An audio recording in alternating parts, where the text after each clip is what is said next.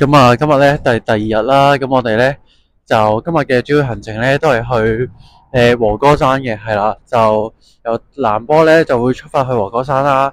咁而家就朝早咧就7點，就係8點到啦，係啦。咁啊，溫度咧大概得個2、3度嘅啫，不過又唔係話真係凍得好緊要嘅，係啦。咁啊，而家咧我哋就會去南波咧就食個早餐先，啱啱咧就揾到間coffee shop，咁啊食個早餐，食個 all day breakfast。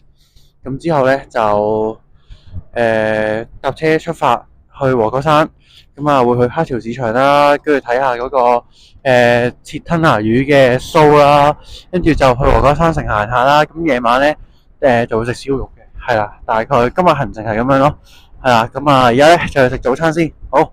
哇！呢度咧就 self order 嘅，係啦。咁啊去呢度咧就好多，其實佢係一個咖啡啦，再加一個酒吧混合嘅，係啦。咁啊我哋就坐咗吧台啦，咁啊就嗌咗個 all day breakfast 啦，咁一陣就睇下好唔好食啦。